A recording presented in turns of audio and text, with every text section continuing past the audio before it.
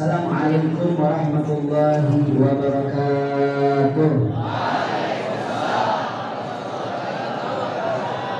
Alhamdulillah, wassalatu wassalamu ala sayyidina Rasulillah Muhammad bin Abdullah al-qa'im bi huquqillah ma'tabat hillati illa wa qalbullah, amma ba'd. Alhamdulillah, kita bersyukur kepada Allah Rabbul Alamin telah memberikan kita nikmat sehat, afiat, panjang umur luar biasa. Saya senang banget ini hari bisa kumpul lagi di sekolah tercinta saya Mat 13. Ini waktu cepat banget. Ya Allah, ketemu sama guru-guru saya, Pak Guru, Bu Guru. Kalau nggak salah saya keluar 2012 atau 2013 gitu. Kurang lebih 10 tahun. 10 tahun gak berasa, kayak baru kemarin. Alhamdulillah, sebagian guru-guru saya masih ada, sebagian lagi masih ada juga, mungkin sudah di tempat yang lain. Sebagian lagi sudah ada yang belum rahmatullah. Kita doakan guru-guru kita sudah meninggalkan kita, Allah Ta'ala ampunkan segala dosa-dosanya, Allah Subhanahu wa Ta'ala angkat derajatnya, Allah Ta'ala terima amal ibadahnya.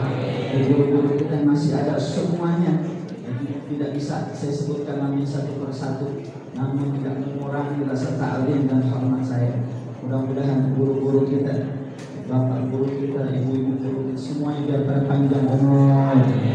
Orang kencang, kita doain mudah-mudahan guru kita panjang umur, sehat afiat, luaskan rezekinya, Allah bahagiakan hidup dunia akhiratnya. Allah berikan anak keturunan yang salihin salihat. Amin ya rabbal alamin. Sama.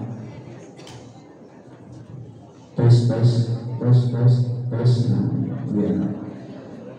Saya mau tanya, suara saya sampai nggak ke paling belakang pojok? Saya doain yang main handphone pulang dari sini buang-buang air. Iya, kamar mandi kan pasti buang-buang air. Dia kan mau mandi buang air, bukan saya doain jari, enggak, saya doain buang-buang air. Man kana ya'shaku jamalan fala jamal ahsan min jamali sayyidina Muhammad. Man kana ya'shaku kamalan fala kamal ahsan min kamali sayyidina Muhammad. Man kana ya'shaku akhlaqan fala akhlaq ahsan min akhlaqi sayyidina Muhammad. بلغ العلا بكماله كشف الدجى بجماله كمل الجميع خصاله صلوا عليه وعلى آله ببيوت الصلوات صلوا على محمد صلى الله على محمد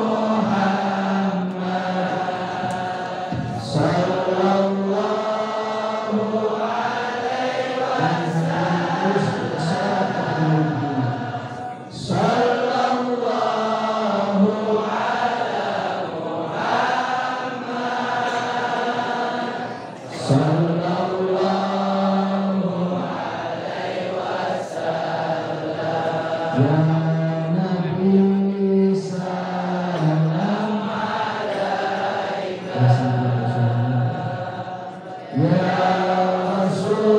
وسلم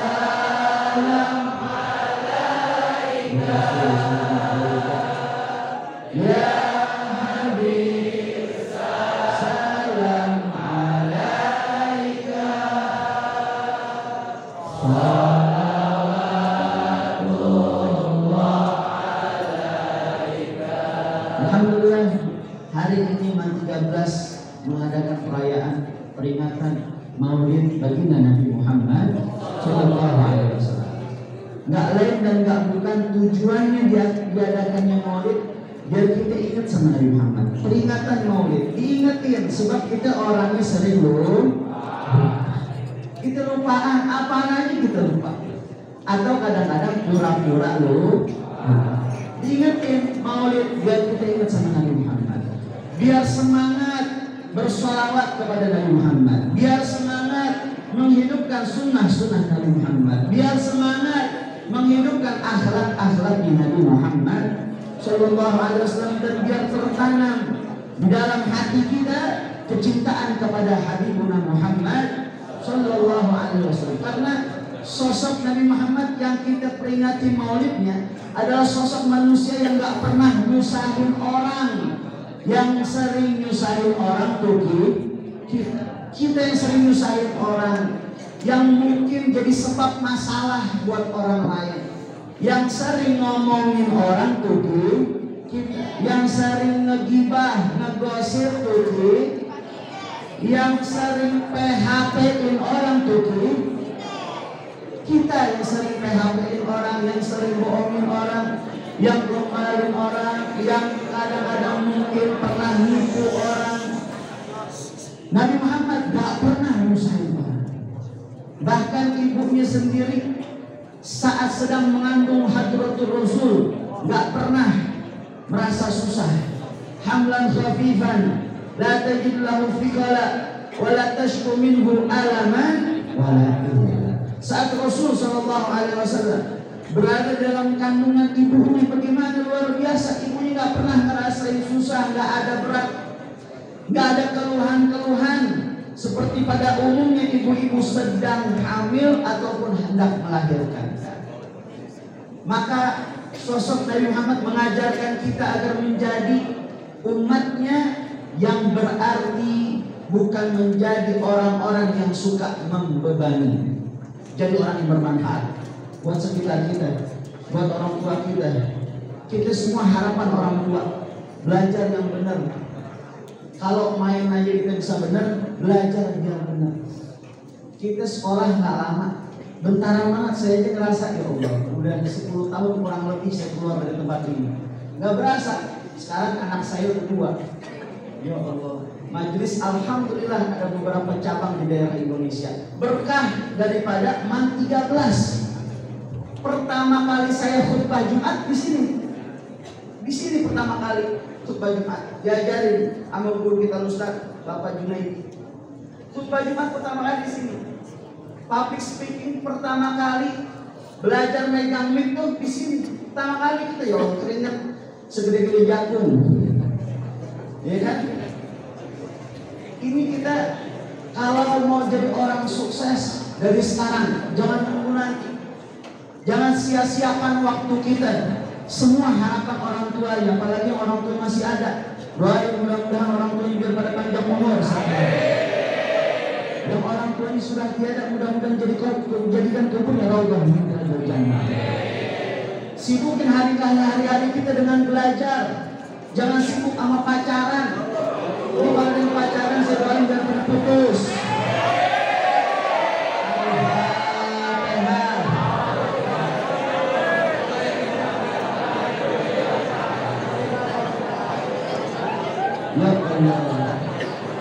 Saya juga ngerasain yang namanya muda. Jangan disia-siain masa-masa muda, itu masa-masa yang indah. Sekarang juga masih muda. Kadang ya Allah yang pacaran pakai duit orang tua, cuman modal cepat nama I love you.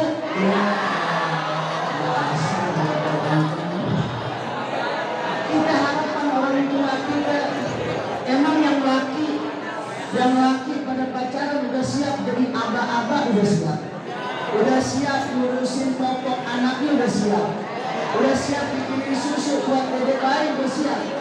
Yang perempuan pacaran emang udah siap berjodoh lahiran, udah siap hamil, udah siap. Mudah-mudahan sisa-sisi MAN 13 menjadi orang-orang yang bermanfaat.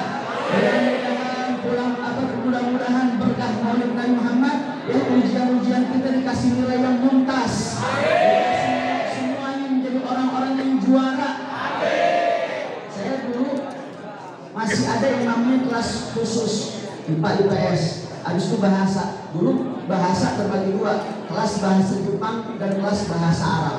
Awal saya ngambil IPA maunya, habis itu pindah ke bahasa Arab. Sebab dulu saya alhamdulillah pada kelas 10 ya.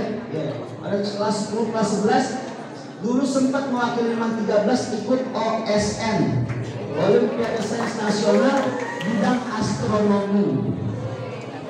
Keren gak tuh? Kalau kita belajar harus bisa. Sebab ujian nasional saya pada saat masih SMP, matematikanya 97,5, IPA-nya 95. Akhirnya pada saat masuk dipilih ikut Olimpiade Sains Nasional. Habis itu saya putar arah ngambil jurusan bahasa Arab. Tapi sampai gini hari saya masih demen yang namanya matematika. Sampai gini hari saya masih demen yang namanya pelajaran-pelajaran IPA. Karena keren luar biasa. Tapi tidak menghalangi kita ya untuk mempelajari ilmu-ilmu yang lainnya. Setelah dari Man 13 saya lanjutin ke Darul Bahwa Dakwah di daerah Pasuruan, Jawa Timur. Setelah itu saya berangkat ke Hadramut kurang lebih 4 tahun di sana. Alhamdulillah kita ngerasain di sana, kita di Indonesia alhamdulillah lampu 24 jam nyala. Saya ngerasain seminggu saya nggak lihat lampu. Diajarin kita buat berjuang hidup sederhana. Emang apa tuh negaranya begitu kita rasa ya. Di tempat saya di Habib Umar bin Muhammad bin Salim Habib. Di sana kita diajarin biar punya akhlak yang baik. Di sini juga kita diajarin, guru-guru kita semua ngajarin kita biar punya akhlak yang baik. Ya, sama guru biar taat, sama guru biar hormat, sama guru biar ta'zim. Jangan gurunya digosipin, jangan gurunya diomongin. Biar taat sama peraturan sekolah. Kadang orang luar biasa ada peraturan sedikit nggak mau. Jangan cari sekolahan, jangan cari pesantren, jangan cari madrasah perkuliahan yang peraturannya sesuai dengan yang apa ada di otak kita. Hidup harus teratur. Orang kalau nggak mau taat sama peraturan, orang kalau nggak mau diatur, jangan harap nanti hidupnya teratur. Taat sama peraturan, hormat sama guru, cium tangan. Jangan sama pacar suruh cium tangan, sama guru cium tangannya cuma basa-basi. Orang sekarang luar biasa, pacarannya pacaran syar'i katanya. Abi-abi, umi-umi, nganterin ke rumahnya pacarnya, umi belum cium tangan ya. Suruh cium tangan bolak-balik. Ya Allah. Sama orang tua. Sallallahu Muhammad. Sallallahu Muhammad. Sama orang tua cium tangan asal-asalan, sama pacar cium tangan bolak-balik. Kita semua pasti bisa. Gak ada kata telat, gak ada. Allah selalu membukain pintunya. Hari ini harus lebih baik daripada hari kemarin, dan hari esok harus lebih baik daripada hari ini. Ini insya Allah nih siswa-siswa 13 semuanya menjadi orang-orang sukses. Nanti 10 tahun yang akan datang lulusan Man 13 tahun 2023 ada yang udah jadi dokter, ada yang udah punya rumah sakit. Kita doa walaupun kadang-kadang doanya rada-rada ngayal, yang penting doa yang banyak. Udah ada yang masuk di pemerintahan, udah ada yang jadi insinyur dan lain sebagainya. Nggak ada kata telat, nggak ada. Yang penting kita punya keinginan dan kemauan. Yang penting kita punya hati terus niat biar nyenengin kita punya orang tua, dan apapun profesi kita semata-mata ingin mengharap ridho Allah Subhanahu wa taala. Insya Nabi Muhammad nggak pernah nyusahin orang, kita mah sering banget nyusahin orang, jangankan sama orang lain, sama keluarga aja rasanya kita kurang baik. Berapa sering kita ngajak debat orang tua kita, berapa sering kita tatapan dengan tatapan yang sinis kepada guru-guru kita. Ayo dong, kalau hidup kita mau berkah, kita mau menjadi orang-orang yang manfaat, yang diridhoi oleh Allah Subhanahu wa taala, taat sama orang tua, taat sama guru. Ingat, sampai kapanpun yang namanya orang tua tetap orang tua, yang namanya guru tetap guru kita. Walaupun kita sebagai anak sudah menjadi orang tua, sudah punya anak. Walaupun kita yang dulunya murid sudah menjadi guru, punya murid, tetap orang tuamu dan gurumu taruh di atas kepala. Berani-berani kurang ajar sama mereka, siap-siap menjadi orang-orang yang tidak diberkahi oleh Allah Subhanahu wa Ta'ala. Tapi kelihatannya semua yang hadir siswa-siswi yang saleh dan saleh. Amin ya rabbal. Mudah-mudahan yang udah kelas 12 nanti bisa masuk ke universitas yang diinginkan. Universitas yang masya Allah istimewa. Amin ya rabbal. Nabi Muhammad luar biasa, nggak pernah nyusahin orang. Kita jangankan sama orang lain, sama ibu kita sendiri aja. Ya Allah, kita belum lahir, ibu kita udah enak-enak sama kita. Betul nggak? Saat kita berada di dalam kandungannya, ibu kita enak-enak mual-mual. Gara-gara kita udah cukup bikin mualnya, bikin enaknya, bikin susahnya. Saat kamu berada di dalam kandungannya, jangan bikin susah lagi. Saat kamu sudah dilahirkan, apalagi bikin susah di dalam kuburnya. Yang orang tua sudah tiada hati-hati, apa yang dilakukan oleh sang anak selama hidupnya terpampang, dikabarkan sampai kepada orang tua di dalam kubur. Ya Allah, belum lagi tuh ibu kita saat ngandung luar biasa perjuangan. Ibu kita saat lagi hamil 9 bulan, lamanya kita berada di dalam perutnya. Ibu kita udah rela menjadikan perutnya tumpangan tempat tinggal sementara untuk kita sebagai anak. Belum lagi saat awal-awal hamil tuh, orang biasa kalau hamil muda 4 bulanan atau masih di bawah itu, kadang maunya macam-macam. Itu abah kita, ayah kita dulu berjuang, rada diancam sama ibu kita. Mbak, ayah, saat ini saya lagi ngidam ini, kalau nggak beliin, emang lu pengen anak lu ngiler? Itu ayah kita luar biasa cari nafkah, banting tulang dibanting dulu. Berjuang buat anaknya, kadang-kadang merelakan kesehatannya sampai dia sakit-sakit untuk menafkahi keluarga. Kadang orang kalau lagi ngidam aneh-aneh, tiba-tiba pengen makan rujak bebek, ada lagi tiba-tiba pengen makan mangga muda, ada lagi orang ngidam aneh tiba-tiba pengen megang pala botak. Ini ada yang botak kan palanya ya. Saat itu Rasul Shallallahu Alaihi Wasallam gak pernah nyusahin orang tuanya. Bahkan saat umur kandungan Sayyidah Aminah sudah masuk 9 bulan, datang ke kediamannya yang bernama Ummu Syafa. Ummu Syafa ini yang membantu persalinan, yang jadi bidannya saat Rasulullah hendak dilahirkan. Saat itu Sayyidah Ummu Syafa bertanya kepada Aminah, wahai Aminah, adakah ngerasain reaksi-reaksi seperti pada umumnya ibu melahirkan? Sebab ini saya lihat bentar lagi kamu mau melahirkan. Kata Sayyidah Aminah, saya nggak ada ngerasain berat, saya nggak ada ngerasain sakit. Bahkan keadaan saya lebih sehat, lebih bugar, lebih fit saat saya sedang mengandung. Karena yang dikandungnya adalah Habibuna Muhammad Sallallahu Alaihi Wasallam. Saat itu, wahinama baraza Sallallahu Alaihi Wasallam min batni baraza rafi'an darfahu ila sama' mu'miyan bidzalika raf'i ila anna lahu syarafan ala majruhu wa sama'. Saat Rasulullah lahir dari perut ibunya, kapan Rasulullah lahir? Sebagian besar ulama menyatakan lahirnya Nabi Muhammad di tanggal 12 Rabiul. Walaupun ada pendapat yang lain mengatakan tanggal 7 Rabiul Awal dan menurut tanggal Masehinya.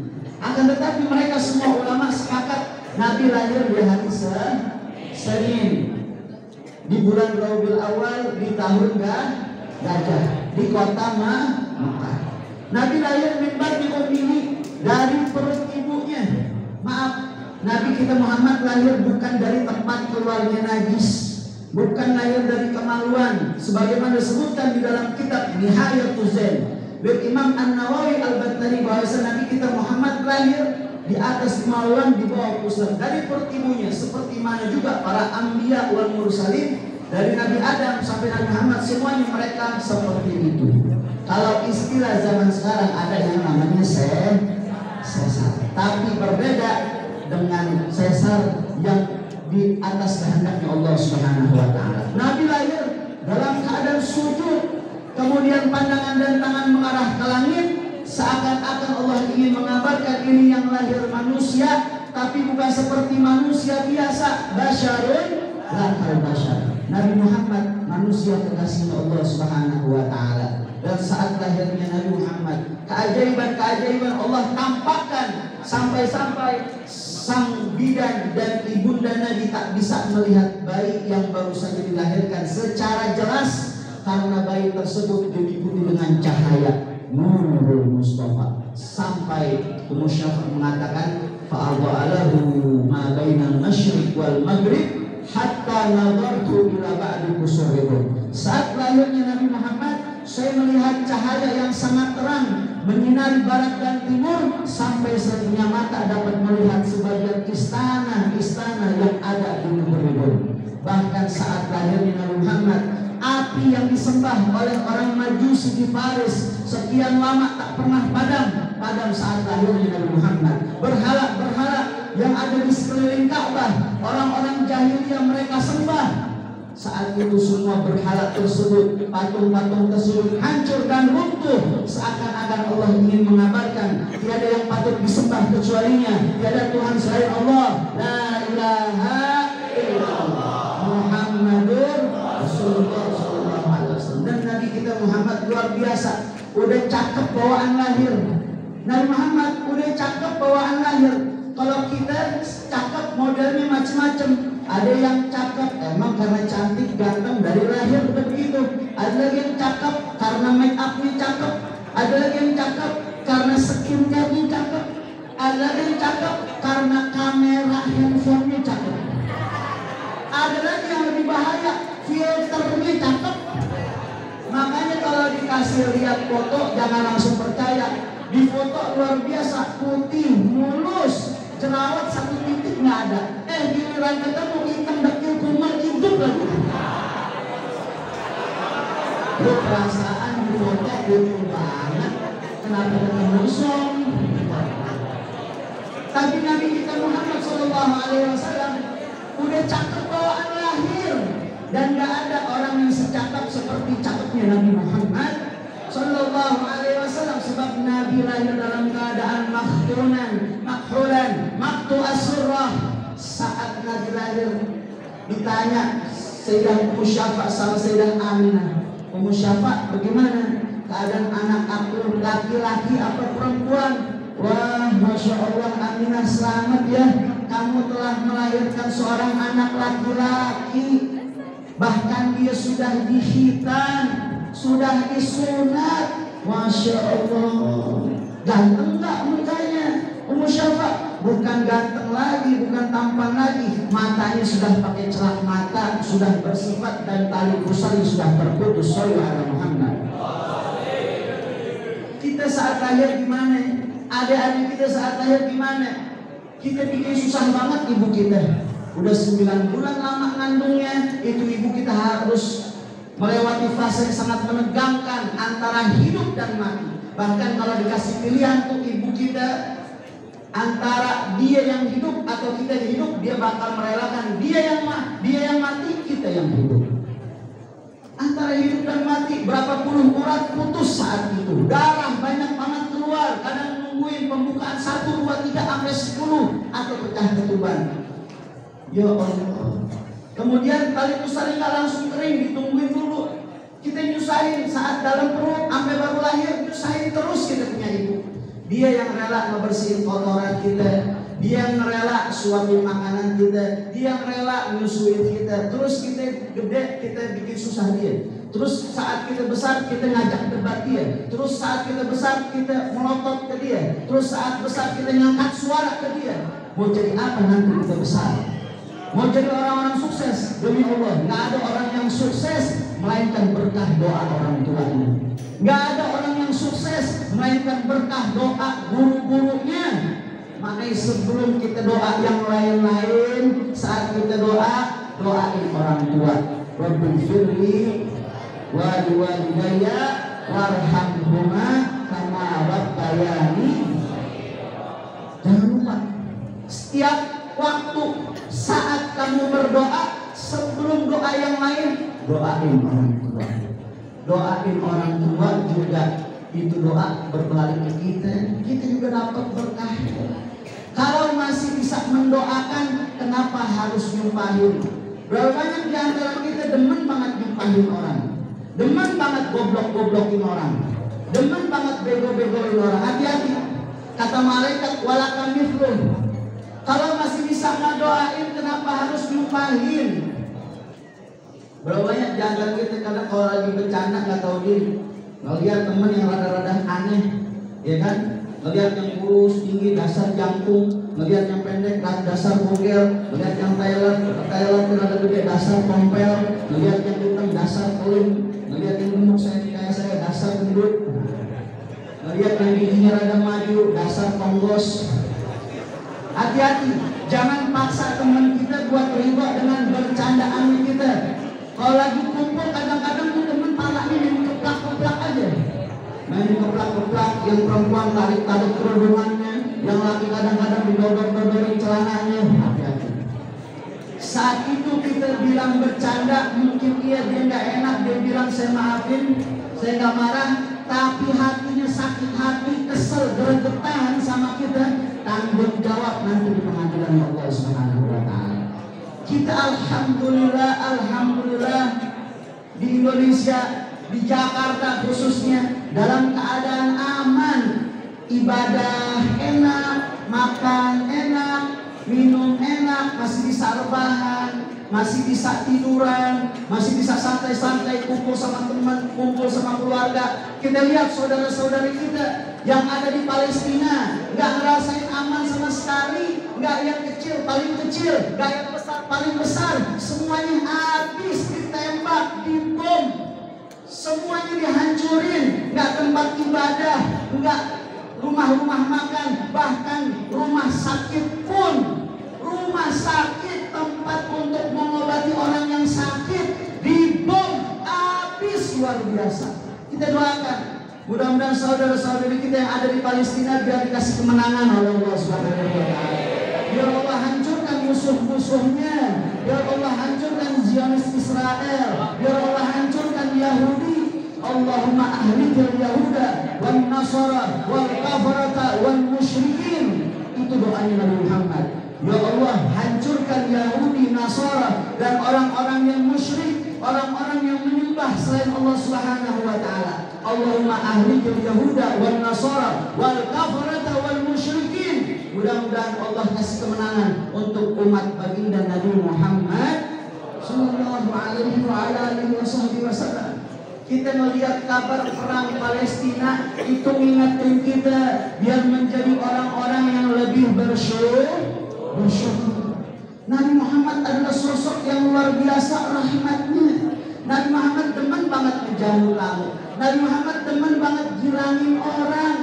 Kalau masih bisa girangin orang, kenapa susahin orang? Bikin seneng orang, jangan bikin susah orang.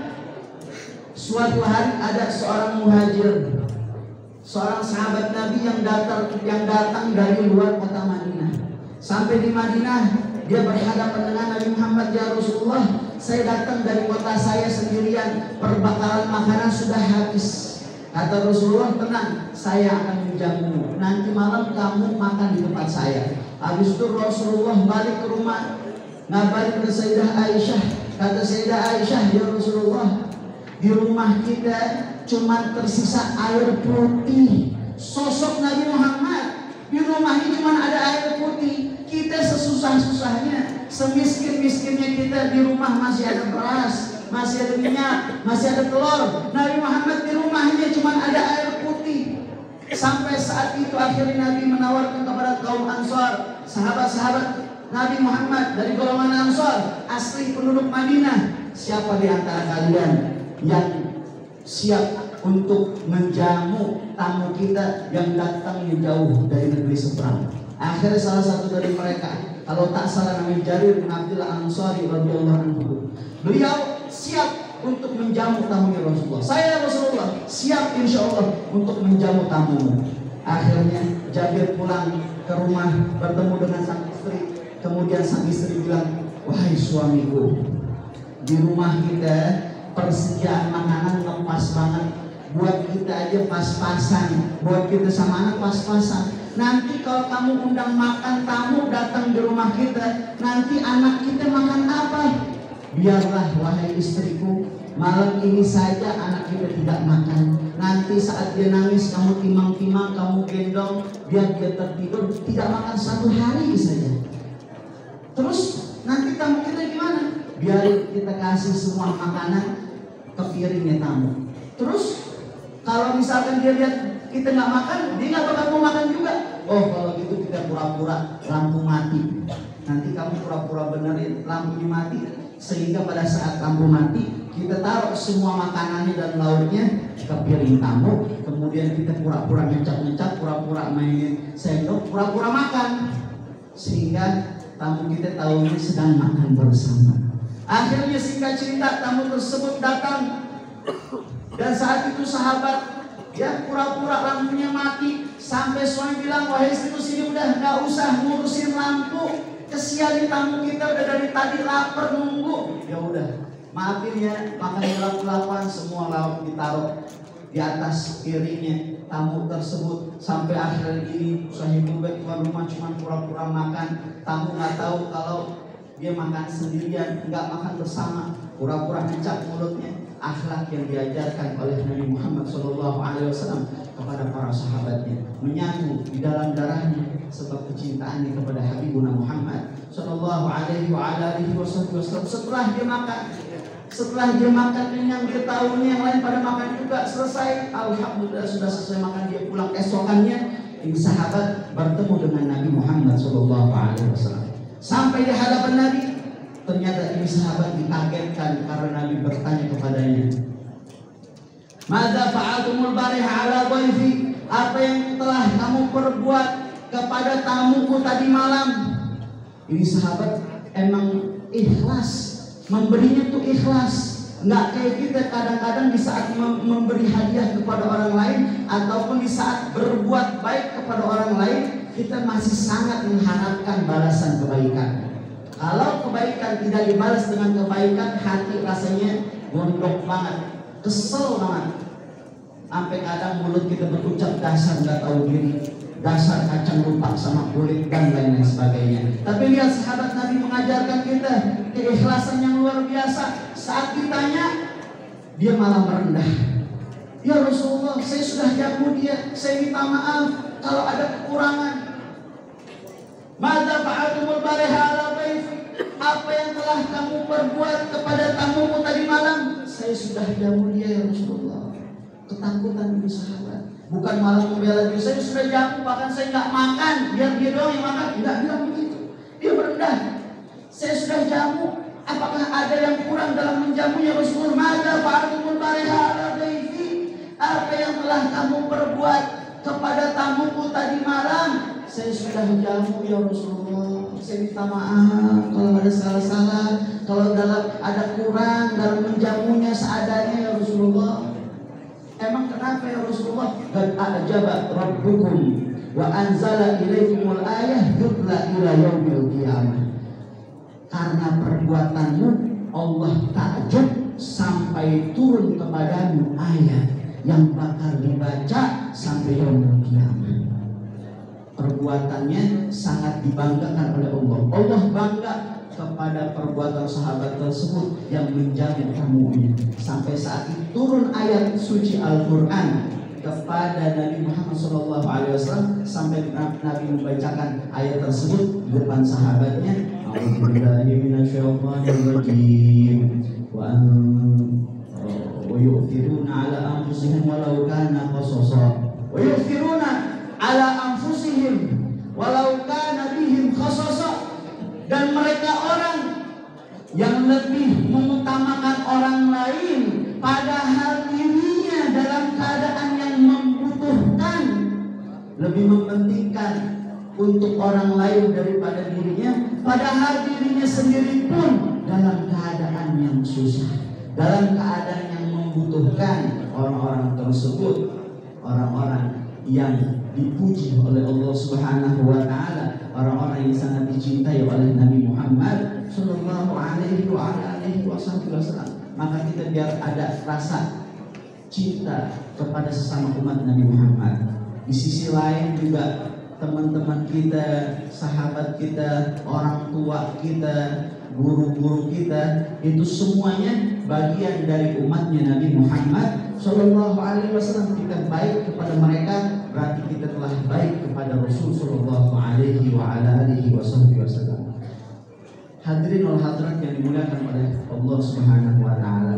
Maka momen Maulid saat ini mengingatkan kita sosok Nabi Muhammad Sallallahu Alaihi Wasallam. Yang tadinya mungkin kita masih males-malesan, yang tadinya kita masih cengengesan, yang tadinya kita mungkin masih sering berbahan. Yuk kita hidup di dunia cuma sebentar. Kita lihat saudara-saudara kita di Palestina, kita ngelihat di medsos luar biasa, anak kecil, bayi berdarah-darah, ibunya udah nggak ada, bapaknya ditembak. Kita alhamdulillah masih hidup tenang, nggak ada yang ngebom, nggak ada yang nembakin kita. Yuk kita kirimkan doa dan sholawat untuk saudara-saudara kita di Palestina, mudah-mudahan dikasih kesabaran oleh Allah Subhanahu Wa Taala.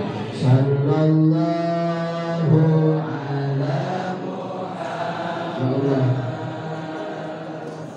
Sallallahu alaihi wasallam. Bersalawat kepada Nabi Muhammad siang hari ini dengan 13 juta. Kami kirimkan salawat ini, kami ingatkan pada kaulas kemenangan dan kesabaran untuk saudara-saudara kami yang berada di Palestina. Sallallahu dan dimanapun mereka berada dengan susah, kami tidak tega melihat anak-anak yang ada di Palestina dalam keadaan susah, ditembaki, dibom. Mereka tidak punya orang tuanya tertimpa bangunan, orang tuanya ditembaki. Ya Allah, kuatkan iman Islam kami. Ya Nabi salam alaihi. Jadikanlah kami orang-orang yang bersyukur.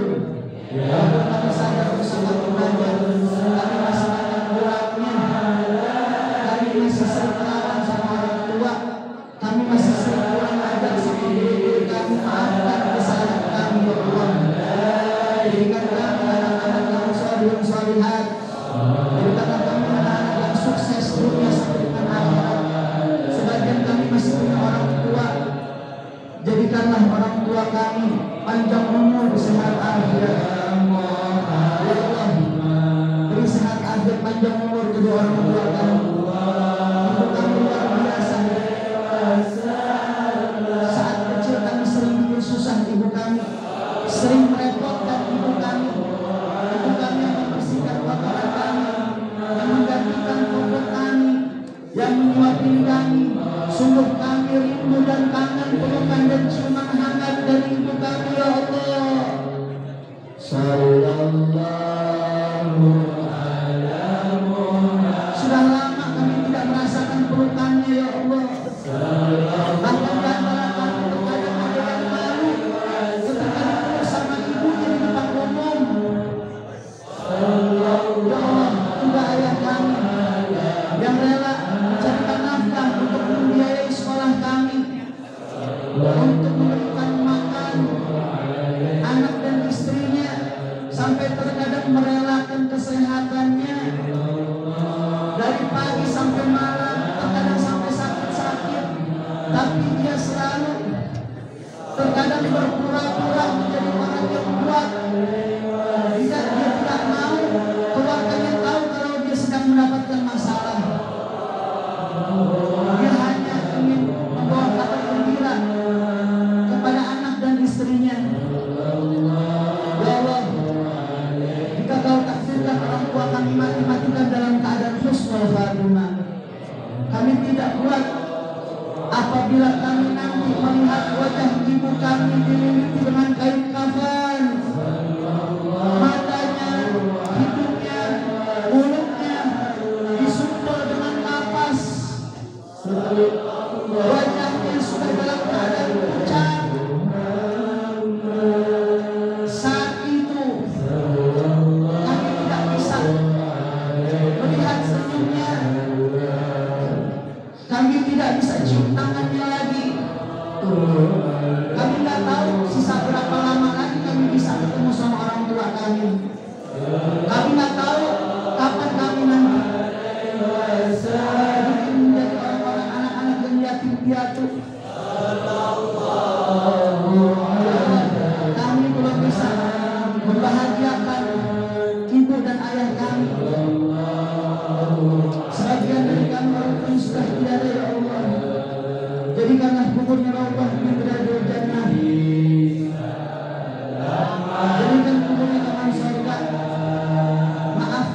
kesalahan.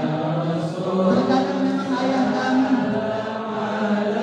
sampai mengambil yang subhan lantaran demi menafkahi keluarga, bahkan dia rela menahan lapar.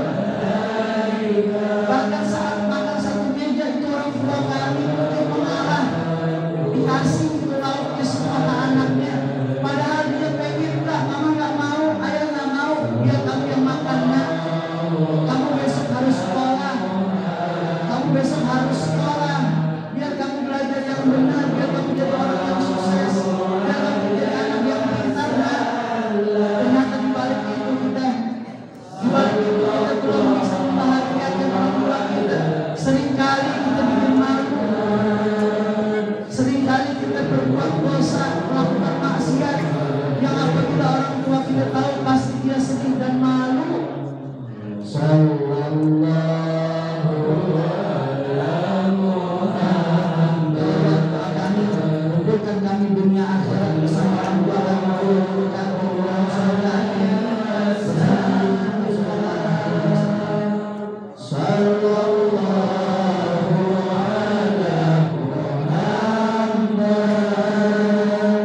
Sallallahu alaihi wasallam. Saya tutup dengan talqin dan zikir la ilaha illallah. Harapannya di mulut kita yang bawel, yang suka ngomongin orang, yang pernah nyakitin orang, mudah-mudahan Allah ampunkan segala dosa-dosa kita. Kalimat yang paling terakhir kita ucapkan ketika kita mati nanti adalah kalimat la ilaha illallah. Dengan kalimat tersebut Allah hantarkan kita mati dalam keadaan husnul khatimah. Allah sama kita, orang tua kita, guru-guru kita menjadi orang-orang yang diridhoi oleh Allah Subhanahu wa taala. Rasulullah sallallahu alaihi wasallam afdal man kuntu ana wan nabiyuna min qabli la ilaha illallah. La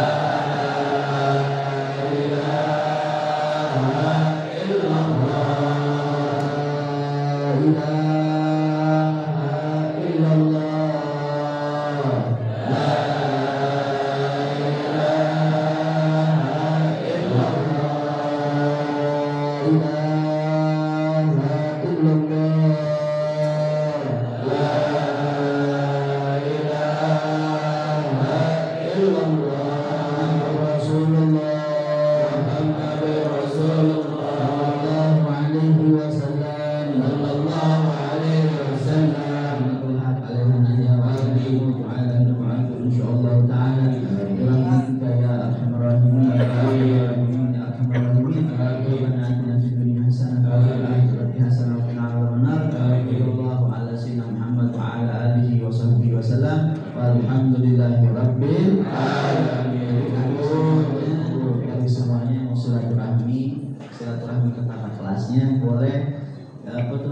Instagram, di follow Instagram saya Syauqi Al-Habsyi SYAWI. Follow sih masih dikit banget, baru 84. Mudah-mudahan semuanya nih ya, anak-anak 13 menjadi anak-anak yang sukses dunia akhirat. Banyak alumni 13, ada yang jadi ustaz, ada yang jadi dokter, ada yang jadi profesor, ada yang jadi insinyur, ada yang sudah, ada yang jadi rektor, macam-macam, ada yang jadi polisi. Ya, semua insya Allah cita-cita tercapai dan mudah-mudahan bisa jalan orang tua